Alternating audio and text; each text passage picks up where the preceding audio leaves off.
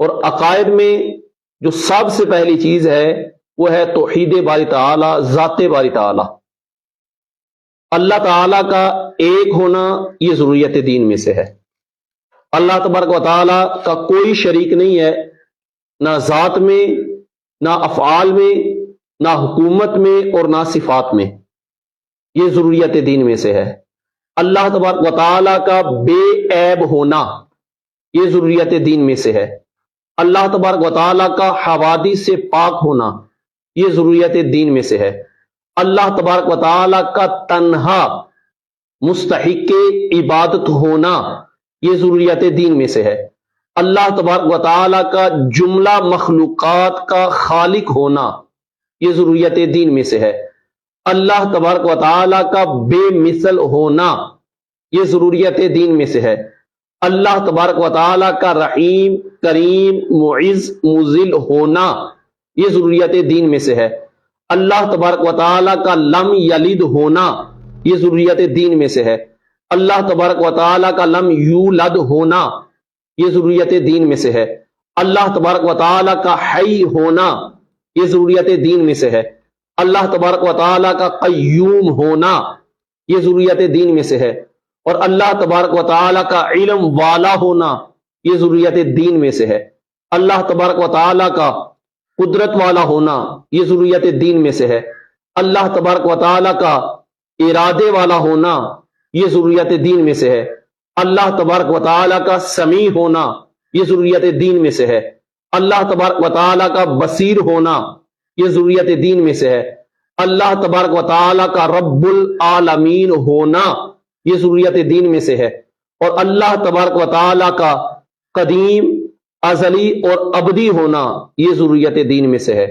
اور اللہ تبارک و تعالی کے فرشتوں کے وجود کو ماننا، ان پر ایمان لانا، یہ ضروریت دین میں سے ہے۔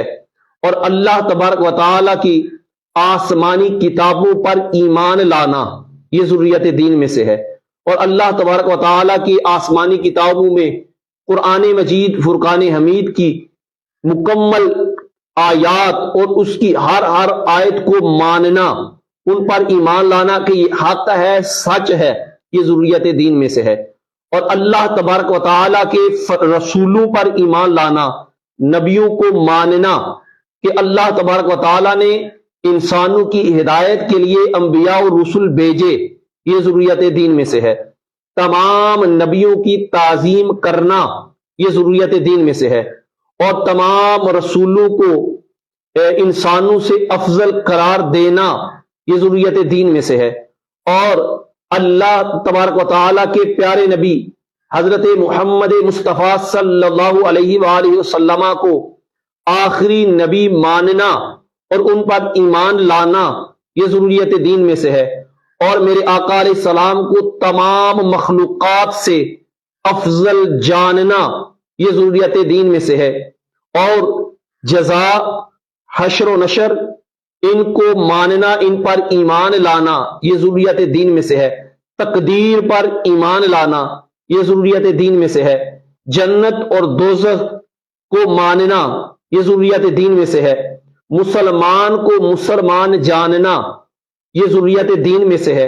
اور کافر کو کافر جاننا، یہ ضروریت دین میں سے ہے۔ یہ چند چیزیں جو گنی ہیں، یہ عقائد کے حوالے سے۔ اور اعمال میں دو چیزیں ہیں، ایک عبادات ہیں اور ایک معاملات ہیں۔ عبادات میں نماز کی فرضیت کا، نماز کا فرض ہونا، اس کو ماننا کہ نماز فرض ہے، یہ ضروریت دین میں سے ہے۔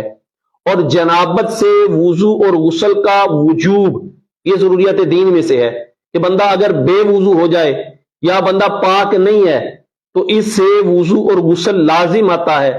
اس بات کو ماننا، یہ ضروریات دین میں سے ہے۔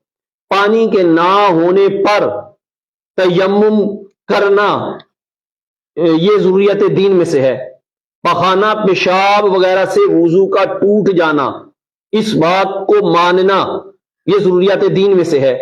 شرائط جمعہ سے نماز جمعہ کی ادائیگی، یعنی نماز جمعہ کا فرض ہونا، یہ ضروریات دین میں سے ہے۔ یعنی نماز جمعہ جو ہے یہ فرض ہے، اس کا اقرار کرنا یہ ماننا کہ نماز جمعہ ہے تو یہ ضروریات دین میں سے ہے. اسی طرح زکوٰۃ کی فرضیت یہ ضروریات دین میں سے ہے، اور روزے کی فرضیت یہ ضروریات دین میں سے ہے، حج کی فرضیت یہ ضروریات دین میں سے ہے، خرید و فروخت کا حلال ہونا یہ ضروریات دین میں سے ہے، شفا کا حلال ہونا یہ ضروریات دین میں سے ہے، اجارہ کا حلال ہونا یہ ضروریات دین میں سے ہے، وقف کا حلال ہونا یہ ضروریات دین میں سے ہے، ہدیہ ہبہ صدقے کا حلال ہونا یہ ضروریات دین میں سے ہے، نکاح کا حلال ہونا یہ ضروریات دین میں سے ہے، طلاق کا حلال ہونا یہ ضروریات دین میں سے ہے، قصاص اور دیات کا نفاذ یہ ضروریات دین میں سے ہے، قتل مرتد یعنی مرتد کو قتل کرنے کا شریعت کے اندر حکم ہے، اس کو ماننا یہ ضروریات دین میں سے ہے، اور شادی شدہ مرد اور عورت اگر زنا کریں تو ان کو رجم کرنا، ان کا رجم ہونا یہ ضروریات دین میں سے ہے، اس بات کو ایکسپٹ کرنا، مان لینا. اسی طرح غیر شادی شدہ بندہ اگر زنا کرے تو اس کو کوڑے لگانا یہ ضروریات دین میں سے ہے، اگر چور چوری کرتا ہے تو اس کے ہاتھ کاٹنے یہ ضروریات دین میں سے ہے. ضروریات دین کے بارے میں اگر کوئی بندہ انکار کرتا ہے، کسی ایک چیز کا انکار کرتا ہے تو اس کا حکم یہ ہے کہ بندہ کافر ہو جاتا ہے. اور ہم نے یہ موضوع جو رکھا اس کا مین مقصد یہ تھا کہ ہم اپنے ناظرین و سامعین کو چند وہ باتیں وہ آگاہ کریں، ان کو سمجھائیں، تاکہ انہیں پتہ چلے کہ جب بھی ہم کسی موضوع پہ گفتگو کرنے لگیں تو ان معاملات میں ہمیں گفتگو کرتے ہوئے کوئی زبان سے ایسا جملہ نہ نکالے کہ جو ضروریات دین کے انکار کا سبب بنے اور ہمارے